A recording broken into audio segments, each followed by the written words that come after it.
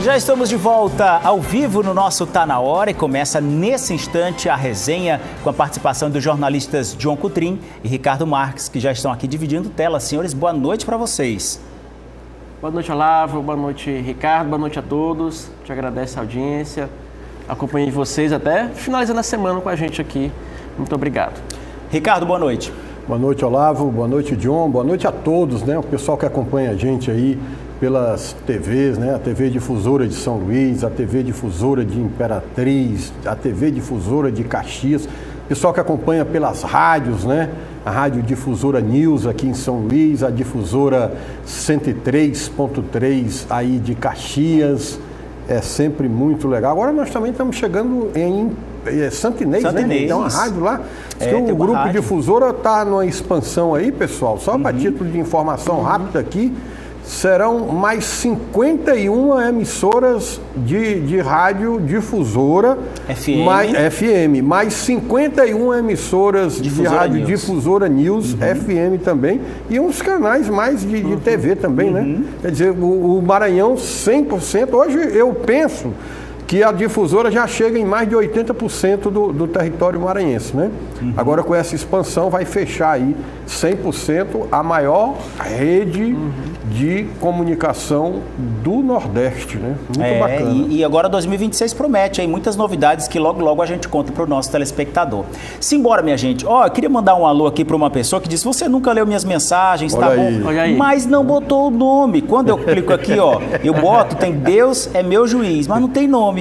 Tá vendo como eu leio tua mensagem? Só que não tem nome, aí eu não botei. E ela disse que concorda, essa pessoa, né? Não sei se é homem ou mulher, diz que concorda com a lei da mulher, que tem que ser feita muitas que é questão do feminicídio que a gente falou ontem. Eu falo, mas não teve nome, eu não falei. Pronto.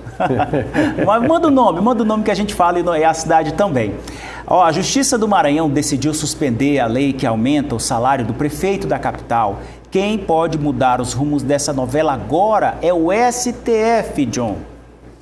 O desembargador o desembargador Baima, Antônio Baima, ele decidiu hoje acolher o pedido da Prefeitura de São Luís e suspendeu efeitos do acórdão, que havia mantido o reajuste, aquela situação que envolve o reajuste do salário do prefeito para 38 mil. Né?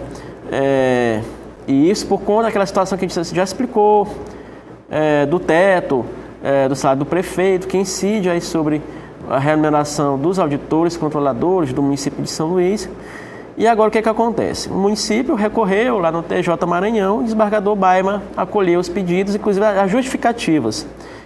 Entre elas, vamos lá, elementos que indicam, segundo o Baima, a decisão dele, desembargador, plausibilidade jurídica nas alegações apresentadas pela Prefeitura de São Luís. Entre elas, desrespeito ao princípio da anterioridade da legislatura, já que a lei foi promulgada somente em 2025, apesar de ter sido votada no final de 2024.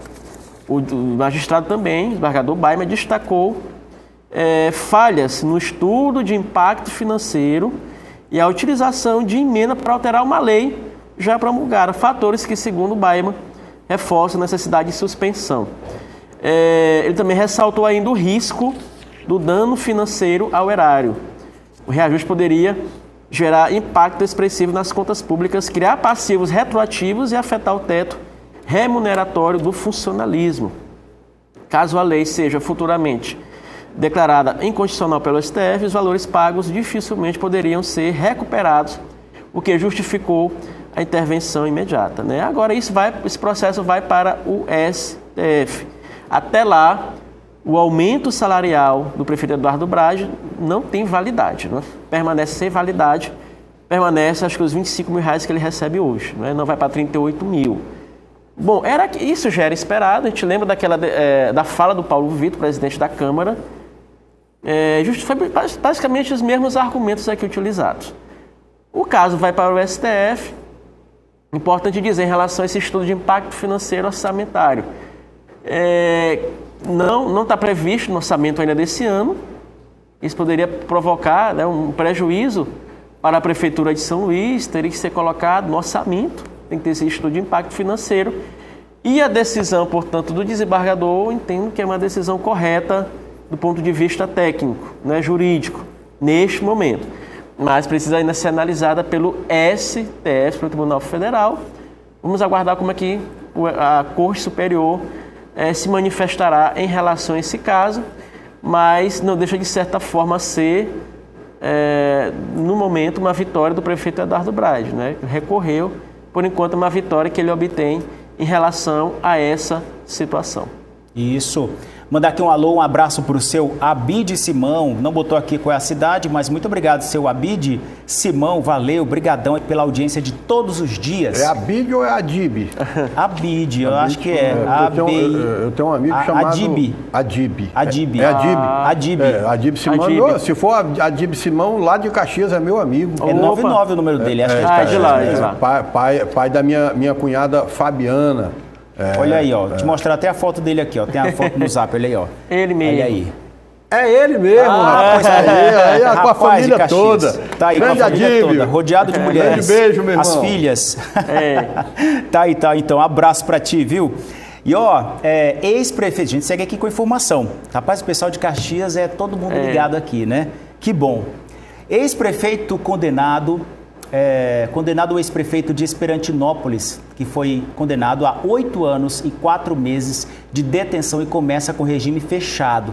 O que teve de grave por lá, Ricardo? Explica pra gente. Teve a mão na cumbuca, né? Vixe. Meter a mão onde não deve meter. E de novo o dinheiro da tal da educação, né? É impressionante. De cada 10 casos de condenação por improbidade administrativa e por corrupção, seja lá o que for, 8 estão diretamente relacionados ou com a educação ou com a saúde, né? Duas situações absurdas, porque o Maranhão precisa muito de educação. No caso aí de Esperantinópolis, o ex-prefeito Mário Jorge Silva Carneiro foi condenado a 8 anos e 4 meses de detenção em regime inicialmente fechado. Com toda a franqueza que eu pergunto para vocês, John e Olavo, vocês acreditam que ele vai cumprir 8 anos e 4 meses em regime inicialmente fechado? É difícil, né? Aí fazer o quê? E ele foi condenado por contratar bens e serviços sem licitação, usando recursos do Fundeb em 2011, né? Segundo o Ministério Público Federal, né, a ação é federal porque se trata de recurso do Fundeb, né? Pelo menos 30, vejam bem, 30 contratações irregulares foram realizadas, algumas envolvendo empresas ligadas a parentes, sabe de quem? Dele, né? Mole, né? Primeiro os meus, depois os teus, Matheus, se sobrar. Mas está aí, né? Mais uma condenação, ponto. A gente precisa reconhecer o trabalho do Ministério Público Federal, o trabalho do Ministério Público Estadual aqui, do GAECO, do Tribunal de Contas da União, do Tribunal de Contas do Estado. A gente não pode jamais deixar de reconhecer a atuação desses órgãos, porque, meu irmãozinho, se com esses órgãos em cima, a Polícia Federal, a Polícia Civil aqui, né, do Maranhão também, com esses órgãos em cima, a turma metendo a mão na cumbuca o tempo todo, imagina se não fosse, né? É, verdade.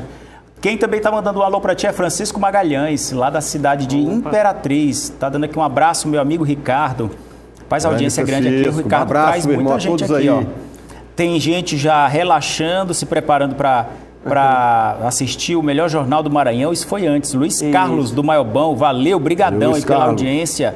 Valeu, obrigado. Boa noite, bancada bem informada. Manda um alô para mim. Brito de Buriticupu, Maranhão. Assisto vocês todas as noites. Brigadão, maravilha. Brito, valeu. Um alô para Antônio e Tânia do Paraná. Valeu, obrigado. Raimundo Pinto do Brejo, valeu. Careca Coelho do Piancó, tá aqui mais. Quem mais? Quem tá ouvindo a Rádio Difusora News, acompanhando também. Rapaz, o pessoal tá comentando aqui, tá dizendo várias informações, pessoal. E começa cedo aqui, né? Deixa eu falar um negócio, vamos girar aqui com o assunto. O governo dos Estados Unidos retirou o ministro do Supremo Tribunal Federal, Alexandre de Moraes, e a esposa dele da lista de pessoas sancionadas pela lei. Rapaz, é difícil falar isso, né? Magnitsky. É isso, né? Isso, é difícil, você vê a escrita, mas é difícil para falar. Magnitsky, né? É isso. Isso também estava na pauta da reunião do presidente Lula e o Trump, Ricardo. Pois é, ó, essa aí foi uma grande pataquada do Donald Trump, né? Essa história de impor lei Magnitsky aqui para os ministros aqui do Supremo Tribunal Federal. O alvo principal sempre foi o Alexandre de Moraes, né? Porque o Alexandre de Moraes ele é o relator dessas ações do 8 de janeiro, né? A chamada tentativa de golpe aqui no Brasil.